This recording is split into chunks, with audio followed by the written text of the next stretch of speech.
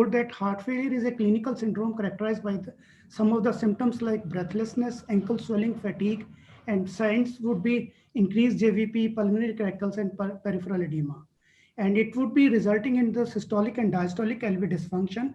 And heart failure has been subclassified based upon the ejection fraction. And we all know that we have a heart failure with the preserved ejection fraction, heart failure with the mid-range ejection fraction, heart failure with the reduced ejection fraction.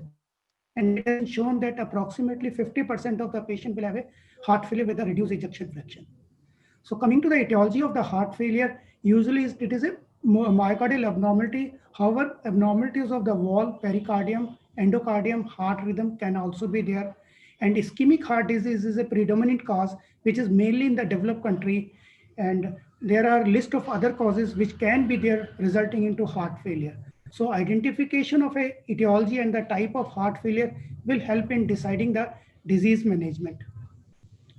American College of Radiology committee has recommended the use of a MEB in a patient where the confirmed new onset of a heart failure with reduced ejection fraction of unknown etiology, just to differentiate between the ischemic versus non-ischemic. However, there is a long list of a role of a MPI in heart failure, and I'll be elaborating these one by one in my subsequent slides.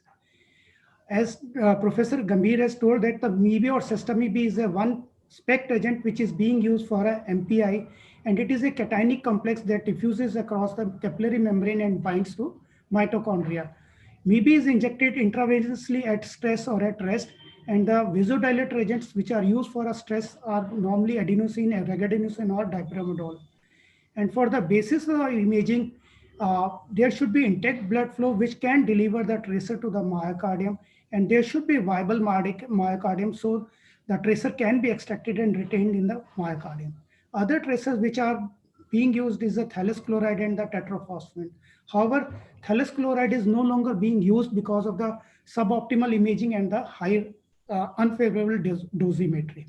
Coming to the biodistribution of the MEB, apart from myocardium, it goes to salivary gland, thyroid, liver, and the main route of excretion is hepatobiliary. So coming to the protocol, whenever we are doing for a myocardial ischemia, normally we do it with the IV adenosine infusion, which is given over a period of 6 minutes at the rate of 140 microgram per kilogram body weight. At the third minute of infusion, we normally inject the radiopharmaceutical and continue with the adenosine for another 3 minutes. After 30 to 45 minutes of a waiting time, we do the acquisition, and depending upon the finding in the stress image, we do the rest image after 3 hours with the second injection. And all these vasodilators, they cause the coronary vasodilation through the A2A receptors, and they results in 3 to 4-fold increase in myocardial blood flow.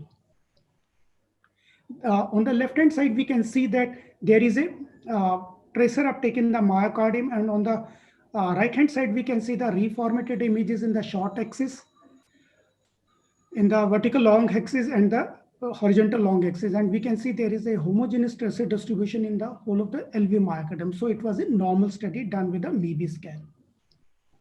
This is another way of depicting the distribution of the tracer in the myocardium. This is basically polar plot, which is a representation of the 3D data in 2D this thing, and we can see the perfusion in the myocardium, LV myocardium. Apart from that, we can see the motion and the thickening of the LV myocardium, and we can derive the LV functional parameter with this imaging modality, which would be very helpful in evaluating the patients. So coming to the MPI, which has a role in a myocardial ischemia assessment, it shows the reversible perfusion defect where the reduced tracer uptake would be seen on the stress, and it would reverse back to normal in the rest imaging. However, in the fixed perfusion defect, there won't be any change, and it will correspond to scars. So MPI can detect significant coronary artery disease and predict the occurrence of a major adverse cardiac events. And there are several markers in the coronary artery disease which can be picked up with the help of a MPI, and that would be helpful in arriving at a diagnosis or a prognostications like TID, increased heart-lung ratio, and increased RV uptake. So in this image, on the right-hand panel side, we can see there is a TIDO in the images, and the upper panel showing is there is a apparent left ventricular dilatation on the stress images, which is getting back to the normal in the rest images, and the TID value observed over his 1.31, which is quite above than the normal limit. And we can see the lung heart ratio in the right panel, where we can see there is a tracer uptake in the lung, which is normally not seen, and we can deduce the lung heart ratio. And in this case, it is 0.6, which is again higher than the normal values we normally see. So apart from that, NPA has a role in a myocardial viability assessment. We all know that there would be LV dysfunction in the patient with a coronary artery disease. It may be due to stunned or hibernating myocardium, and dysfunctional LV myocardium may have a substantial amount of a viable myocardium. So assessment of those viable myocardium can be done with the MPI, and it has been shown that the sublingual nitrates enhances the accuracy. And it has been shown that the segments with uptake more than 50% of a maximum uptake are more likely to be viable. And studies have shown that the revascularization shown has a recovery of function in hibernating myocardium with a subsequent reduction mortality. Coming to the role of a MPI in assessing the LV function, it can evaluate the LV ejection fraction, and which can, I've told you initially also, that can subclassify the type of heart failure and guide the specific management. And studies have shown that the patient with a mild to moderate ischemia, where the ejection fraction would be 30 to 50%, the risk of cardiac death would be 2 to 3% per year. However, if the ejection fraction goes beyond 50%, then the risk will go down less than 1% per year. And apart from that, we can see that, sorry.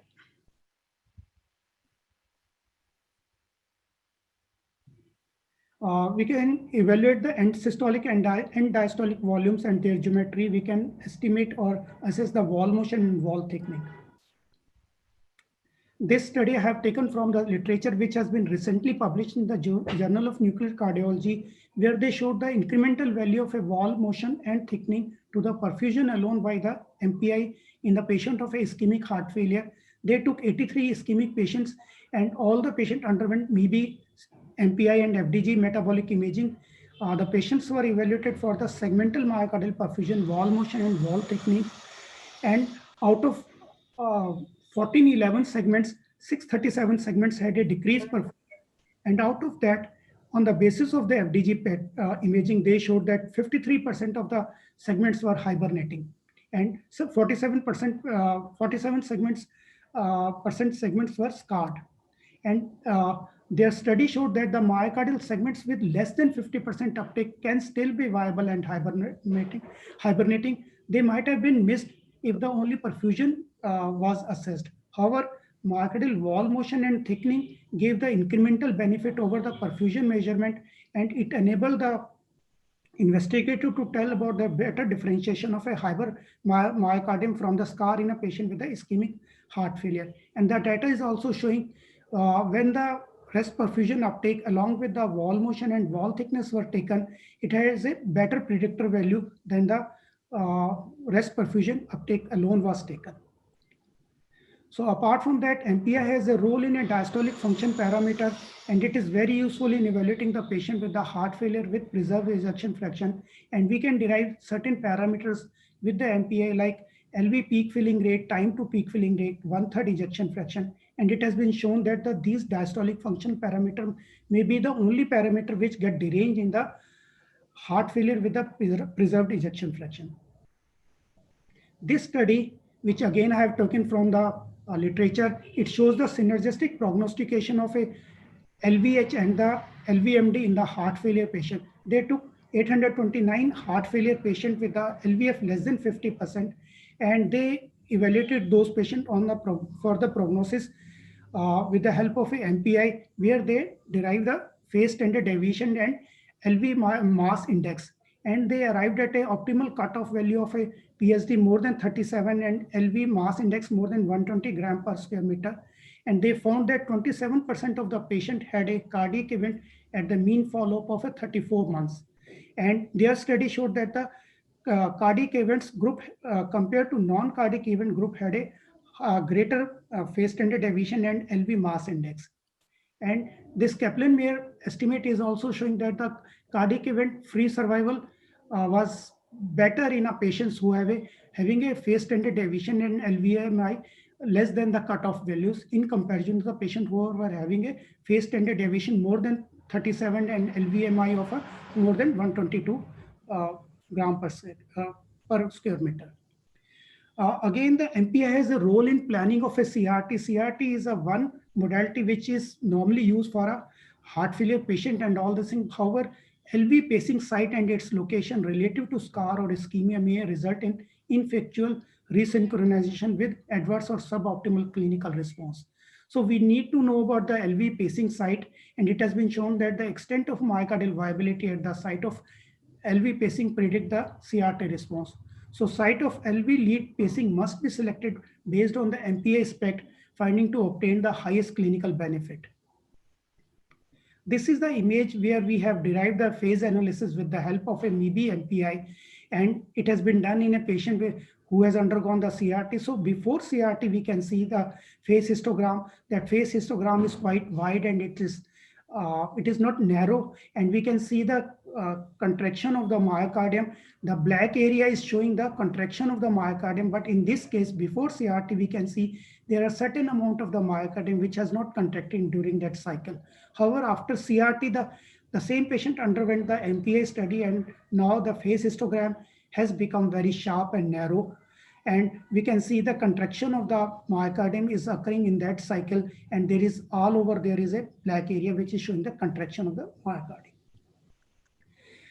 Apart from that, we know that in the end stage heart failure, the heart transplant is a treatment. But however, as previously discussed, cardiac allograft vasculopathy is a major complication. And in this study, the authors, they tried to show the prediction of a long-term cardiovascular outcome in the heart transplant recipients with the help of a MPI. 166 heart transplant patients underwent SPECT MPI for the CAV assessment, and 33% patient had an abnormal MPI in the form of a fixed partial reversible perfusion defect or a reversible perfusion defect. 66% patient died in a median follow-up of 13 years, and another 3% patient had a non-fatal edema, MI.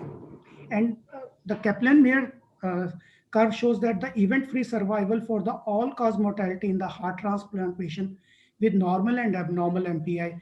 This studies clearly showed that the patient who had a normal MPI had a better long-term survival and better prognosis up to 5 years post MPI, and the warranty window period was 5 years in those cases. With this, I think I conclude my talk, and I'll be ready to answer any questions related to MPI in the heart failure. Thank you very much.